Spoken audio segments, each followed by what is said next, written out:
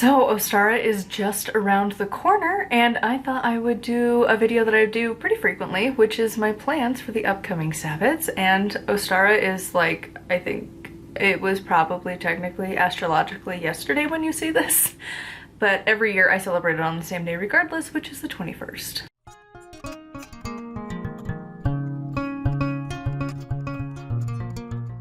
So, if you don't know, briefly, Ostara is one of those holidays that often gets linked to Easter.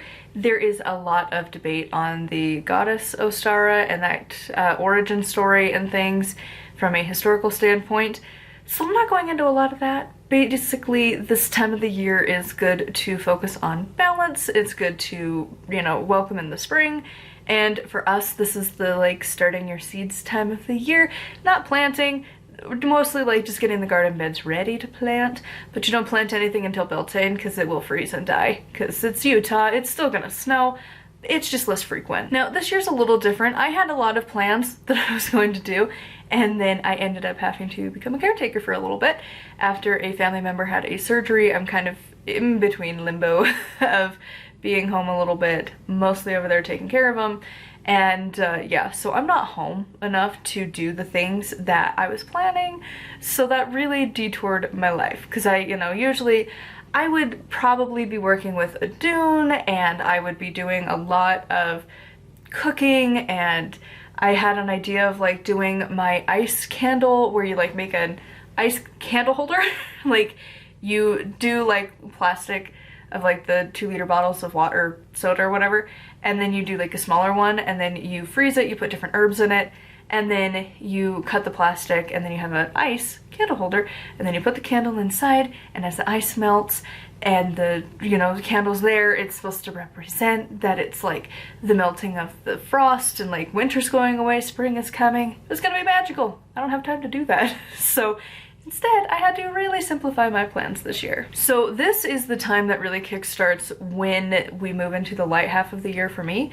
I know some people do that more at like Beltane, which is fine. I like the equinox. I feel like it's a good time. So this is the start of spring, and it is the start of the light half of the year. And so with that, I am focusing more on just the light things. And I've also noticed that this year in particular, I've been very aware of like the nature spirits, the fae, whatever you want to call it. Not even just like our house spirit, which I've been working with for a while. My Patreon peeps know. I've talked about that a little bit. And not even just that, but just like in general outside, it just feels like the fae are very active this time of the year. And I feel like it's kind of their time to like come out, and they're happy too, because like winter sucks, it's cold.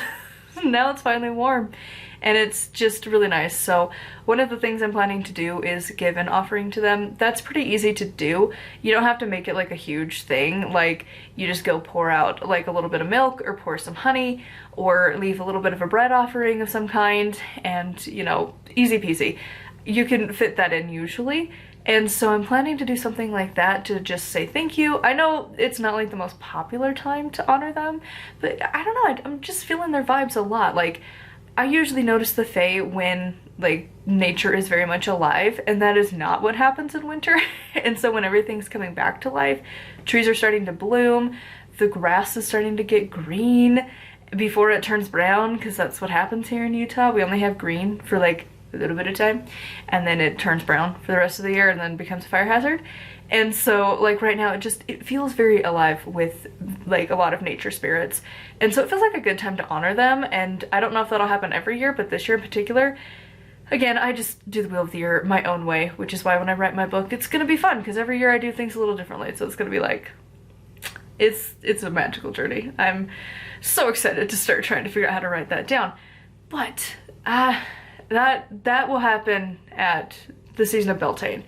That will not be happening during the season of Ostara. I have other books that I'll be writing in that time. My main big thing witchy-wise that I will be doing for Ostara this year, again, with being busy, being very exhausted, very tired all the time, my big thing is going to be focusing on meditating, and I've got a meditation from Inner Temple of Witchcraft. He goes through the Wheel of the Year. They're really simple, easy to do, so I'll probably do that or something similar, just like a brief meditation for this time of the year. And I'll probably make sure to go for more walks, just enjoy the season, being more aware of the change, because again, this is my time that I fully acknowledge that winter is done. We are now moving into the season of spring, and it is lovely. I'm so ready for it. It's been nice and warm, and so like it kind of feels like Ostara is already in the air. And it's one of those things too that like I feel like sometimes, even though we have like our specific days that we pick for when it's going to be like the day, I feel like sometimes they arrive a little early or a little late, and like there's just certain signs that like we look for. You know, if you live in like the UK, in bulk is gonna be when like the snowdrop flowers start to bloom, and it's like, oh hey, it's time. We don't really have that here. We have like 3 feet of snow. So instead, like for Ostara, like the thing that really made me go, oh, it is now spring, and I've been more aware of it, because it's gonna be different wherever you live. But here in Utah, we don't have the robins all year round. They migrate. They have come back. Like that to me was my first sign that spring was here. The robins have returned. Beltane season usually kickstarts when the hummingbirds return, because they usually come back around Beltane a little bit, sometimes a little early, but lately they haven't been coming until it's almost Beltane. And so having the robins coming right around Ostara, and like all of the deer have been out and about, and it's just been, even like the insects, I've been seeing a lot of like the like bees and hornets. I know hornets aren't everyone's favorite, but like they're kind of cute. Like yesterday I was sitting out on the back porch at the other house, and that I've been staying at for a while, and there's like a giant potted flower thing. It's huge, and because of how much snow there's been, and it melted in like a day. There was like that much snow on the back porch, and then it melted in one day. So this flower pot thing is filled with water, but it's also been on and off with the snow and melting for a while. And this pot has like, it felt like a fairy thing. It was moss and grass and this puddle. It was amazing. It was like, oh my God, this is, the Fae live here, I feel like. Like one of those moments. But I was sitting there reading my book, and I look over, and one of the little hornets had gone over there, because they were just like, they weren't even flying, they were just like slowly walking around. They're going really slow too. And this one had gone over there and got over to the water and was standing on the little twigs and stuff in the flower pot drinking. And like, they're just cute. If you've never just sat and watched them, they're just kind of adorable, just like nom nom nom nom. And I was like, you know what, this I feel like is what Ostara is all about. Looking for the insects, looking for the birds, different things like that, noticing the warmth returning, and just really kickstarting spring. And that is mostly how I'm going to be celebrating Ostara. Is very much not in ritual, but just more in mindset and focusing and things like that.